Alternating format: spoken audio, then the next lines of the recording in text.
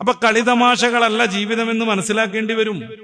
വളരെ കുറച്ചു കാലം നമുക്ക് അനുവദിച്ച ഒരു മഹാഭാഗ്യമാണ് ജീവിതമെന്ന് തിരിച്ചറിയേണ്ടി വരും. അങ്ങനെ വരുമ്പോ ജീവിതത്തിൽ മുഴുവനായിട്ട് കളിതമാശകളിൽ മുഴുകരുത്.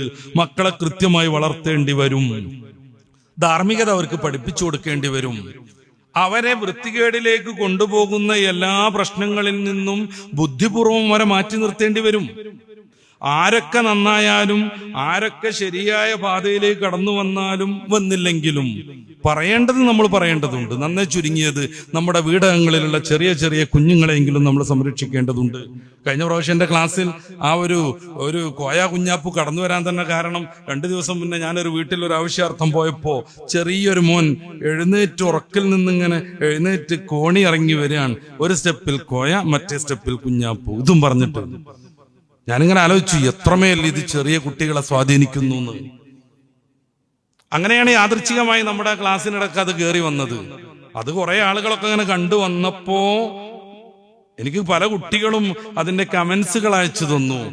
98% ആളുകളും അതിനെ സപ്പോർട്ട് ചെയ്യുന്നു. ഒരു ടീച്ചറുണ്ട് വളരെ ആർദ്രമായി എഴുതിയിട്ട്, ഇപ്പൊ കുട്ടികളൊക്കെ തർക്കുത്തരം പറഞ്ഞുകൊണ്ടിരിക്കുകയാണ്. ആരും പറയണത് കേൾക്കണില്ല, പഠിക്കാൻ സന്നദ്ധരല്ല, തീരെ അച്ചടക്കമില്ലാത്തവരായി വളരുന്നു. ഇത് പാടില്ലെന്ന് ഏറ്റവും ചുരുങ്ങിയത് നമ്മുടെ ഈ ക്ലാസ് പങ്കെടുക്കുന്ന ആളുകളുടെ മക്കളെങ്കിലും സംരക്ഷിക്കണമെന്ന് മാത്രമേ ഞാൻ ഉദ്ദേശിച്ചിട്ടുള്ളൂ. അപ്പൊ അതിന് മറുപടിയായിട്ട് കുറെ ആളുകൾ ഇറങ്ങിയിരിക്കുക. എന്താ പറയണത്? ഇവര് കഠിനമായി അധ്വാനം ചെയ്താണ് ഈ ഒരു പൊസിഷനിലേക്ക് എത്തിയത്. അതുകൊണ്ട് അവരെ എതിർത്ത് തോൽപ്പിക്കരുത് ഉസ്താദെ എന്നും പറഞ്ഞ് 2 ചങ്ങാതിമാരുടെ ക്ലിപ്പ് കണ്ടു. ആർക്കും അങ്ങനെ പറയാലോ. എത്ര കഷ്ടപ്പെട്ടാണ് ഒരു സാധു മനുഷ്യൻ തെങ്ങിക്കേറി ചെത്തി ഇറങ്ങണത്. പിന്നെ എത്ര കഷ്ടപ്പെട്ടാണ് അയാൾ ഊറി നിൽക്കുന്ന കള്ള് ശേഖരിക്കാൻ കയറുന്നത്. പിന്നെ എത്ര കഷ്ടപ്പെട്ടാണ് അയാൾ അതിന്റെ മറ്റു പരിപാടികളൊക്കെ നടത്തുന്നത്. നന്നായിട്ട് കഷ്ടപ്പെടുന്നു എന്നുള്ളത് കൊണ്ട് അദ്ദേഹത്തെ ഒന്നും പറയരുത് ഉസ്താദെ, കുടിച്ചു പ്രോത്സാഹിപ്പിക്കണം എന്ന് പറയുന്നത് എത്രമേൽ വിഡ്ഢിത്താണ്. കഷ്ടപ്പാടുകളല്ല ഒരു കാര്യം നന്മയും തിന്മയും ആവാനുള്ള മാനദണ്ഡം. അത് നമ്മൾ മനസ്സിലാക്കുക. കഷ്ടപ്പാടുകളാണ്. എത്ര കഷ്ടപ്പെട്ടായിരിക്കും ബാങ്ക് കൊള്ളയടിക്കുന്നത്. കഷ്ടപ്പാടുണ്ടെന്ന് കരുതിയിട്ട് നമ്മൾ സംഭവിക്കാൻ പറ്റുമോ? എത്ര കഷ്ടപ്പെട്ടായിരിക്കും ഒരു പെൺകുട്ടിയെ കിഡ്നാപ്പ് ചെയ്യുന്നത്, ആരാരും കാണാതെ സങ്കേതം ഒരുക്കിയിട്ട് ബലാത്സംഗം നടത്തുന്നത്. എന്തോ ഒരു കഷ്ടപ്പാടിലൂടെ അവരിത് ചെയ്തത്. അതുകൊണ്ട് ന്യായീകരിക്കണം എന്ന് പറയാൻ പറ്റുമോ? ഈ 2 വ്യക്തികളോട് നമുക്കൊരു താല്പര്യക്കുറവില്ല. അവര് തന്നെ ഒരു മറുപടിക്ക് ഇറങ്ങിയിരിക്കുക. നമ്മുടെ ജില്ലയിലെ ഒരു സ്കൂളിൽ കുഞ്ഞുങ്ങളൊക്കെ പാടെ ഒരുമിച്ച് കൂട്ടിയിട്ട്, നിങ്ങൾക്കറിയില്ലേ എന്റെ പേര് അതെല്ലാം, നിങ്ങൾക്കറിയില്ലേ മൂപ്പര പേര് അതെല്ലാം, ഞങ്ങൾ അഭിനയിക്കുകയാണെന്ന് നിങ്ങൾക്കറിയില്ലേ, ഇത് യഥാർത്ഥമല്ലാന്ന് നിങ്ങൾക്കറിയില്ലേ എന്നൊക്കെ ചോദിച്ചിട്ട് അതൊന്നും അറിയാത്ത ചില ആൾക്കാരുണ്ട് എന്ന് പറയാണ്. അതൊന്നും അറിയാത്തത് കൊണ്ടല്ല, ക്ഷമിക്കണം, അതൊന്നും അറിയാത്തത് കൊണ്ടല്ല. അഭിനയമാണ് ഇത് എന്നറിഞ്ഞാൽ അതോടുകൂടെ എല്ലാ പ്രശ്നം തീരുമെന്ന് പറയാൻ പറ്റുമോ?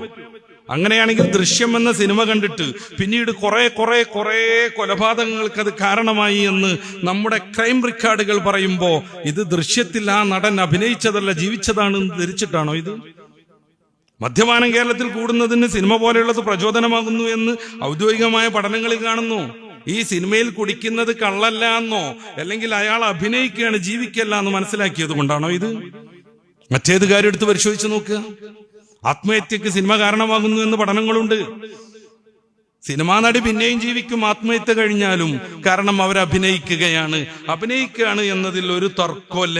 അത് ജീവിതമല്ല എന്ന് സിനിമ കാണുന്ന എല്ലാവർക്കും അറിയാം. പക്ഷേ അത് അവരുടെ സ്വാധീനം ചെലുത്തിക്കൊണ്ടിരിക്കുന്നു. അവർ ആത്മഹത്യക്ക് ഇത് സംഗതി കാരണമാക്കിക്കൊണ്ടിരിക്കുന്നു. പറയേണ്ടത് പറയാതെ പറ്റില്ല, ക്ഷമിക്കണം. നമ്മുടെ മക്കളെ ഇത് സ്വാധീനിക്കാൻ പാടില്ല. മക്കൾ ജീവിക്കേണ്ടത് അതബോടുകൂടെയാണ്. വാപ്പയോടുള്ള ഉമ്മയോടുള്ള ഡീലിംഗ് കൃത്യമായി മതം പറഞ്ഞിട്ടുണ്ട്. ആ അതിർവരമ്പിൽ നിന്ന് മാറാൻ പറ്റൂല. നമ്മുടെ വാക്ക് എങ്ങനെ ഉപയോഗിക്കണം എന്ന് പറഞ്ഞിട്ടുണ്ട്.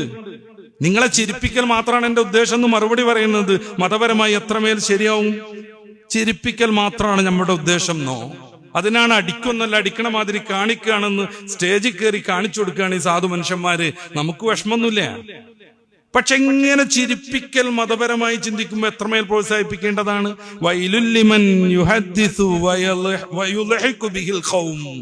വർത്താനം പറഞ്ഞുകൊണ്ടിരിക്കുക, ജനങ്ങൾ ഇങ്ങനെ കുടുകുടാ ചിരിക്കാൻ വേണ്ടി.